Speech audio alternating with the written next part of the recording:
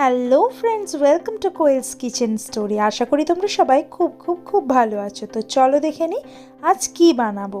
আজ কিন্তু খুব একটা ঘরোয়া রেসিপি বানাবো, মূলো আর ধনেপাতা দিয়ে তেলাপিয়া মাছের ঝোল।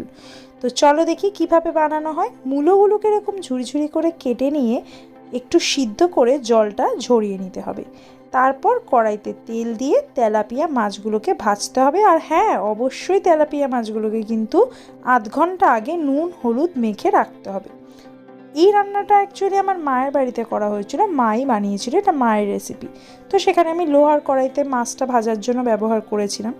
তারপর কিন্তু যে মূলোগুলোকে সিদ্ধ করে রাখা হয়েছে সেগুলোকে তেলে দিতে হবে, কিন্তু তেলে প্রথমে কালো জিরে ফোড়ন দিয়ে নিতে হবে। কালো জিরে ফোড়ন দিয়ে তারপর মূলোগুলোকে দিয়ে তারপর তার মধ্যে নুন আর হলুদ দিয়ে এবার মূলোটাকে মিনিট 5 মতন ভালোভাবে ভেজে নিতে হবে। গ্যাসটা জোরে রাখতে হবে, এই সময় গ্যাস কমালে চলবে না। খানিকক্ষণ বাদে মূলোটা যখন একদম নরম হয়ে গেছে চেক করে নেওয়ার পর ওর মধ্যে দিতে হবে মশলা। এর মধ্যে কি মশলা দিতে হবে? এর মধ্যে দিতে হবে লঙ্কা আর ধনে বাটা। লঙ্কা আর ধনেটাকে ভালো মতন বেটে নিতে হবে, ঝালটা পরিমাণ অনুযায়ী দিলেই হবে। বেটে এবার সেই মশলাটাকে এই ভাজা মূলোটার মধ্যে মিশিয়ে দিতে হবে। মশলা দিয়ে মূলোটাকে ভালোভাবে কষিয়ে নিতে হবে খানিকক্ষণ। মোটামুটি 3-4 মিনিট মতন কষানো হয়ে গেলে তার মধ্যে পরিমাণ মতন ঝোল দিয়ে দিতে হবে। তবে অবশ্যই বলে রাখি, এই ধরনের মাছের ঝোলে কিন্তু খুব বেশি ঝোল দিলে টেস্টটা ভালো হবে না। ঝোল অল্প দিতে হবে, কারণ এটা একটু মাছের ঝোলটা গা মাখা ধরনের হবে।